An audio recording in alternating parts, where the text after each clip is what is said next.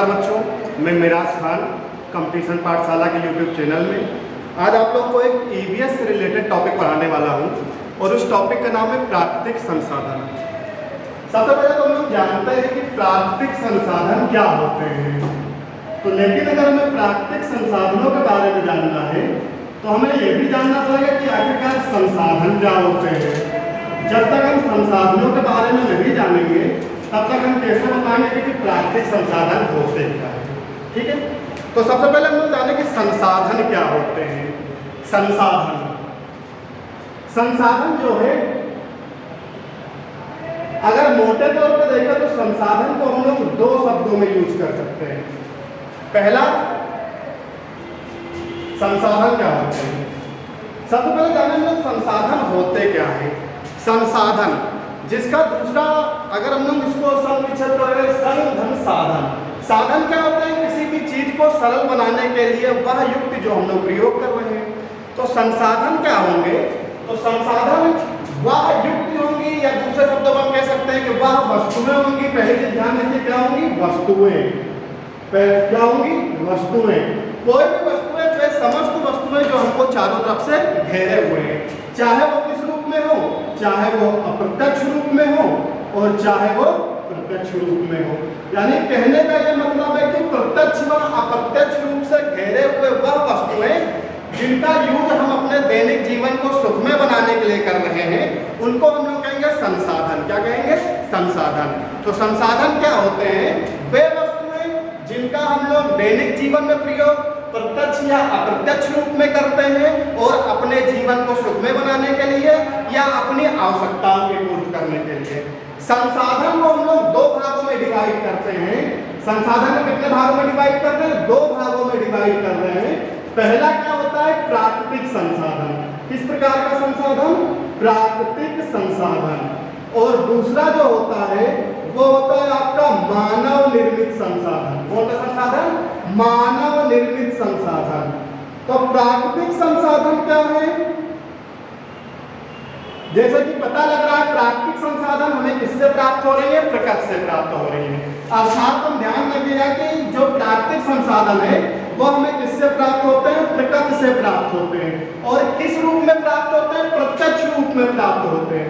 अर्थात वे संसाधन जो प्रकृति में प्रत्यक्ष रूप से प्राप्त हो रहे हैं उनको हम लोग किस श्रेणी में रखेंगे, प्राकृतिक संसाधनों की श्रेणी में रखेंगे।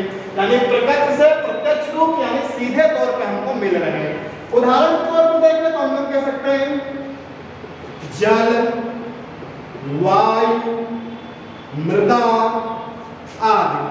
तो ये सब चीजें जो हैं वो क्या है, आपकी प्राकृतिक संसाधन के श्रेणी में रखा गया है। अब उसके बाद मानव संसाधन क्या होते हैं। एक्चुअली में मानव संसाधन होते क्या है, वे संसाधन जो हमें मानवों द्वारा प्राप्त हो रहे हैं।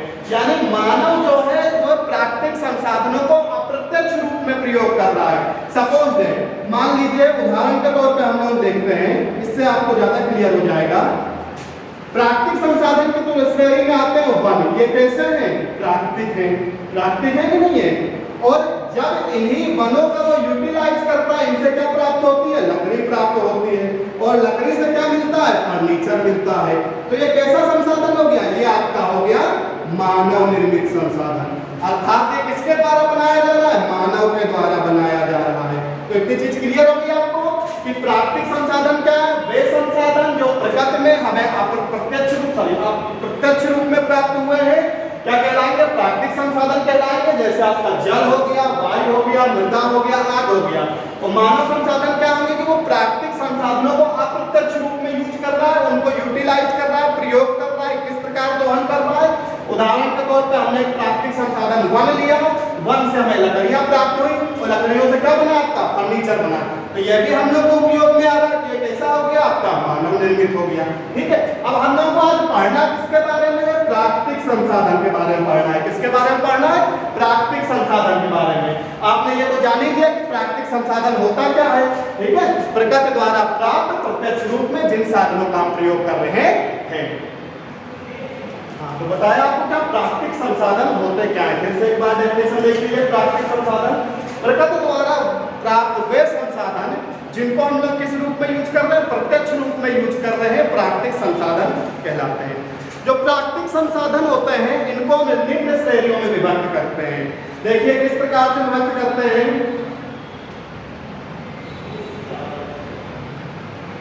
पहली श्रेणी होगी आपकी विकास व उत्पत्ति के आधार पर। किसके आधार पे? विकास व उत्पत्ति के आधार पर।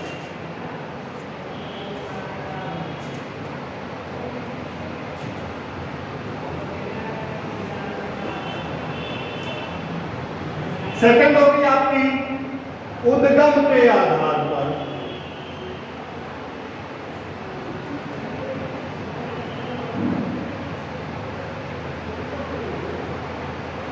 थर्ड है आपकी वितरण के आधार पर।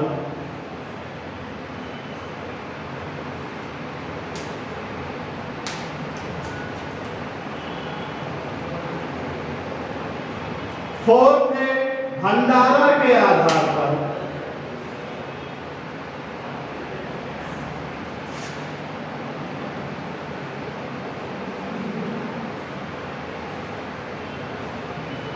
और फिफ्थ है पुनर्प्रयोग के आधार पर।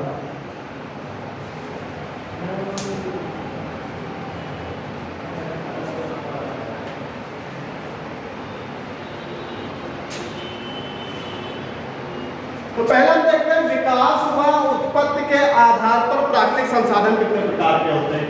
ये तो प्राकृतिक संसाधनों की कैटेगरी हमने कर दी, उनके विकास के आधार पर, उनका उद्गम किस प्रकार उस आधार पर, वितरण के आधार पर कहां कहां पर पाए जाते हैं, भंडारण के आधार पर, स्टोरेज के आधार पर कि वो कम मात्रा है कि ज्यादा मात्रा में है, पुनर्प्रयोग के आधार पर जिसके आधार पर ये बताया गया है कि हम उनको पुनः यूटिलाइज कर सकते हैं, पुनः उपयोग में ला सकते हैं कि नहीं ला सकते हैं। ठीक है, तो देखिए सबसे पहले विकास व उत्पत्ति के आधार पर जो प्राकृतिक संसाधन है इनको दो भागों में बांटा गया है।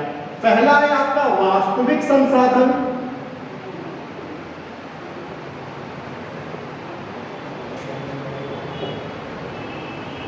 दूसरा है संभाव्य संसाधन।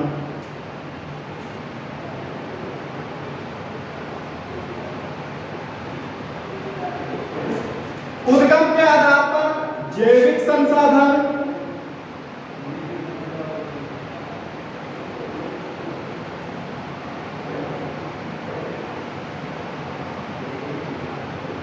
अजैविक संसाधन।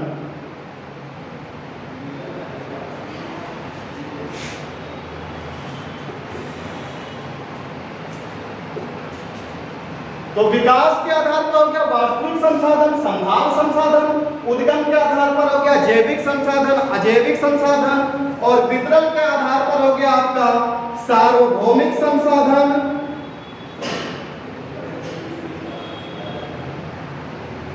सार्वभौमिक संसाधन, स्थानीय संसाधन।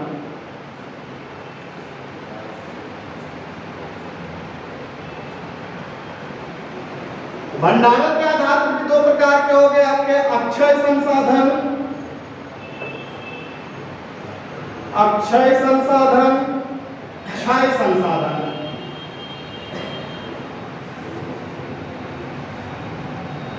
और पुनर्प्रयोग के आधार पर दो हो गए आपके नवीकरण संसाधन,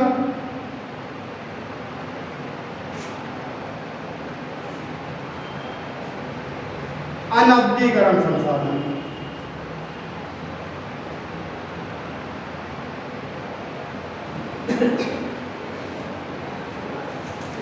तो प्राकृतिक संसाधनों को पहले हमने कितने भागों में बांटा? 5 भागों में बांटा। पहला विकास व उत्पत्ति के आधार पर, दूसरा उद्गम के आधार पर, तीसरा वितरण के आधार पर, चौथा भंडारण के आधार पर और पांचवा पुनर्प्रयोग के आधार पर। फिर ये जो हमने 5 भागों में बांटा है इनमें प्रत्येक को 2 भागों में बांटा। जो विकास व उत्पत्ति के आधार पर वास्तविक संसाधन व संभाव्य संसाधन, उद्गम के आधार पर जैविक संसाधन व अजैविक संसाधन, वितरण के आधार पर सार्वभौमिक संसाधन व स्थानीय संसाधन, भंडारण के आधार पर अक्षय संसाधन व क्षय संसाधन तथा पुनर्प्रयोग के आधार पर नवीकरण संसाधन और अनवीकरण संसाधन। तो सबसे पहले हम देखते हैं कि वास्तविक संसाधन जो होते हैं वो होते क्या हैं। तो देखिए वास्तविक संसाधन क्या होते हैं? वास्तविक संसाधन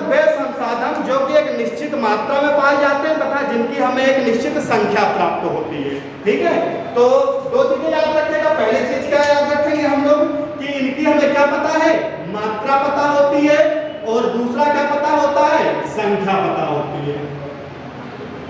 ठीक है, पहली चीज क्या पता होगी आपको, मात्रा पता होगी, और दूसरी चीज क्या पता होगी, संख्या पता होगी। अर्थात मात्रा व संख्या के आधार पर जिन प्राकृतिक संसाधनों को हम लोग यूज यानी प्रयोग करते हैं वो क्या कहलाते हैं, वास्तविक संसाधन कहलाते हैं। उदाहरण के लिए देख लीजिए, एग्जाम्पल कहते हैं, अगर हम कहते हैं मृदा, जब हम लोग मृदा के बारे में पढ़ते हैं तो हम लोग कहते हैं 6 प्रकार की मृदा पाई जाती है।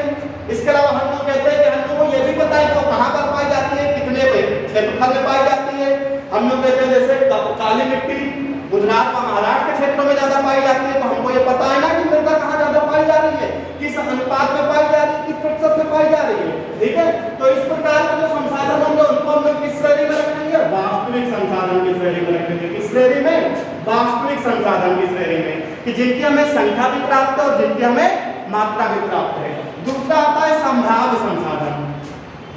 संभाव्य संसाधन क्या है, जिनके बारे में हमें पता तो होता है, क्या होता है, पता होता है, परंतु वर्तमान में हम उनका दोहन नहीं कर पा रहे, वर्तमान में दोहन नहीं कर पा रहे हैं।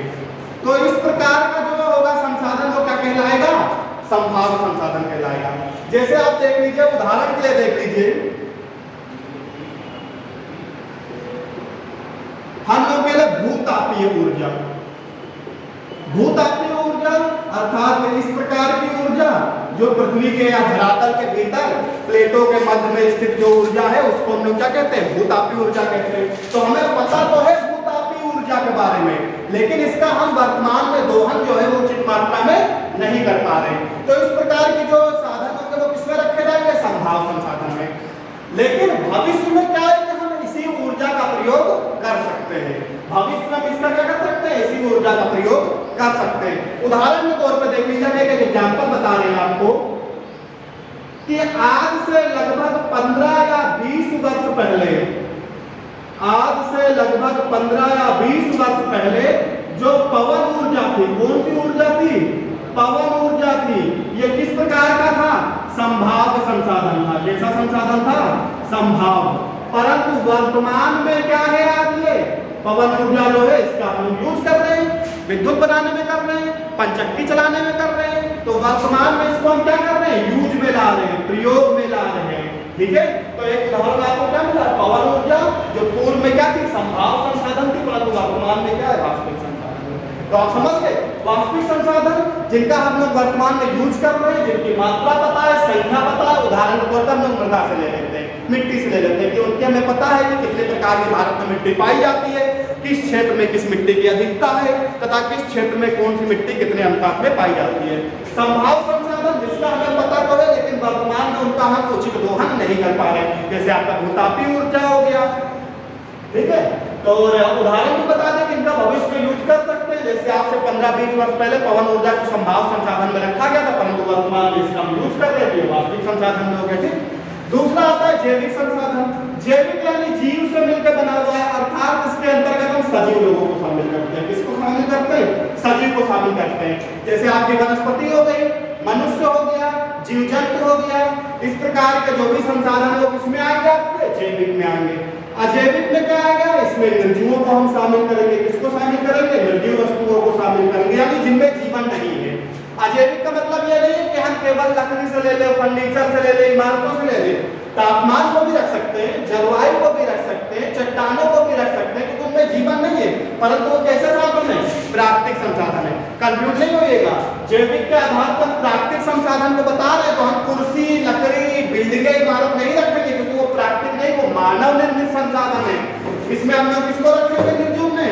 जैसे आपका जलवायु हो गया, पर्वत हो गया, यानी वे संसाधन, वे प्राकृतिक संसाधन जिनमें क्या नहीं है, जीवन नहीं है। पवन हो गई आपकी, जल हो गया, इस प्रकार के जो होंगे वो किस तरह कहलाएंगे, अजैविक में। ठीक है, उसके बाद हम कहते हैं सार्वभौमिक संसाधन। सार्वभौमिक संसाधन यानी कि वे संसाधन जो सभी जगह उपलब्ध है। कहां पर है, सभी जगह उपलब्ध है, अधिक मात्रा में। वो कैसे होंगे, सार्वभौमिक होंगे। जैसे आपका क्या हो गया, जल हो गया, वायु हो गया, ठीक है। और स्थानीय संसाधन क्या होते हैं, जैसे कि पता लग रहा है स्थानीय यानी किसी विशेष स्थान पे प्राप्त होते हैं। कहाँ प्राप्त होते हैं, विशेष स्थान पर प्राप्त होते हैं ये। जैसे आपका क्या हो गया, हम लोग बात करें तो हम लोग लो अयस्क के बारे में बात कर ले, किसके बारे में बात कर ले, लो अयस्क के बारे में बात कर ले, कोयले के बारे में बात कर ले, क्योंकि कोयला क्या है प्रत्येक जगह पाया जाता है, नहीं पाया जाता है, परंतु छत्तीसगढ़, उड़ीसा या झारखंड जाएंगे तो क्या होगा, कोयला पाया जाएगा, ठीक है। अब उसके बाद हम लोग देखते हैं अक्षय संसाधन के बारे में।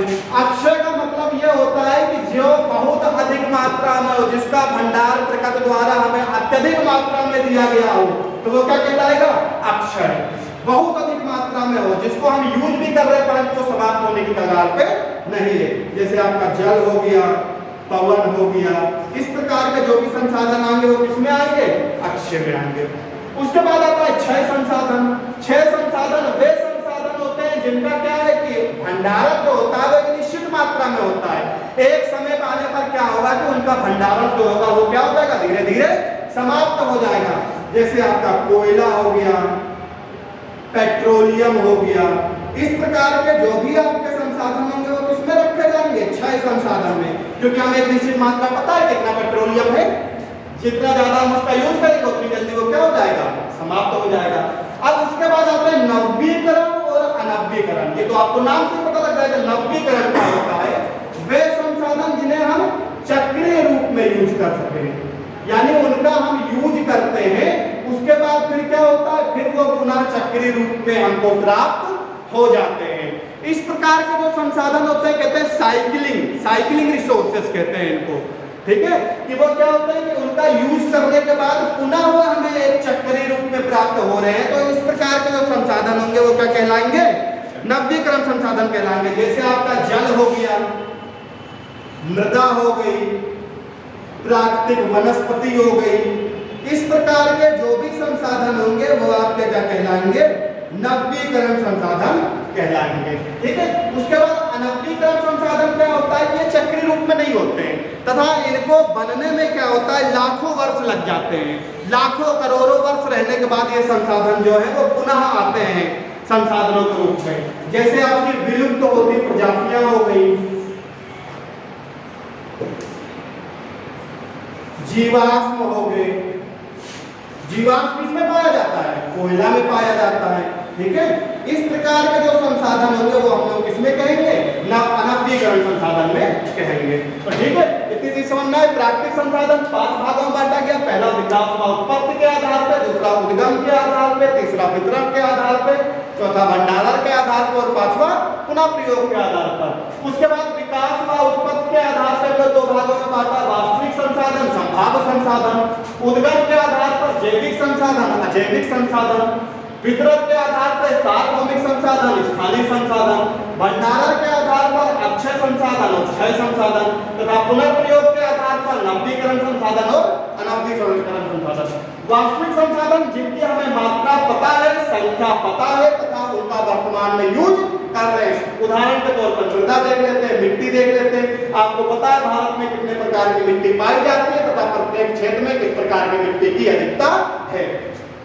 संभाव्य संसाधन जिनका हमें वर्तमान में पता तो है लेकिन उनका हम उचित दोहन नहीं कर पा रहे। उदाहरण भूतापीय ऊर्जा, कि भूतापी के बारे में हमें पता तो है कि पृथ्वी की प्लेटों के मध्य में एक ऊर्जा होती है परंतु उनका हम यूज उपयोग में नहीं ला पा रहे हैं।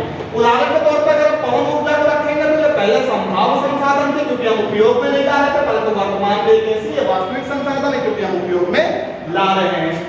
उद्गम के आधार पर जैविक संसाधन, अजैविक संसाधन। जैविक संसाधन वे संसाधन जिनमें क्या है, जीवन है, अर्थात वो कैसे सजीव है।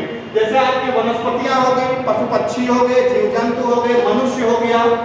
अजैविक संसाधन क्या है, जिनमें क्या नहीं है, जीवन नहीं है।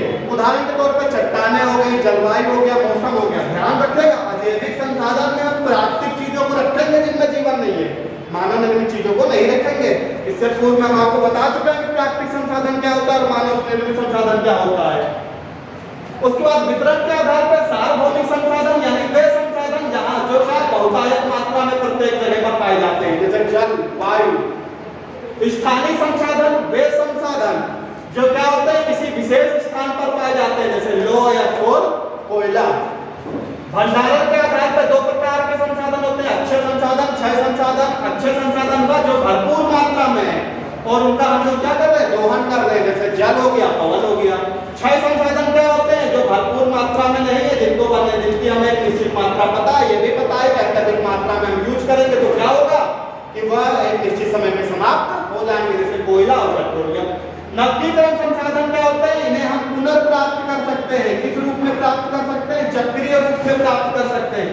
जल, मृदा, प्राकृतिक वनस्पतियां, इस प्रकार के जो संसाधन होंगे वो नवीकरण में आएंगे। अनवीकरण संसाधन वे संसाधन जो हमें क्या होते हैं, पुनर्प्राप्त में होने में हमें लाखों या करोड़ों वर्ष लग जाते हैं, जैसे जीवाश्म किसमें पाया जाता है, कोयला वगैरह में पाया जाता है। विलुप्त होती प्रजातियां जो है तो ये किसमें आएगा, आपके अनवीकरण संसाधन में आएगा। तो ये थे आपके क्या, प्राकृतिक संसाधन। ठीक है, ओके भाई, ये चमक रहा है।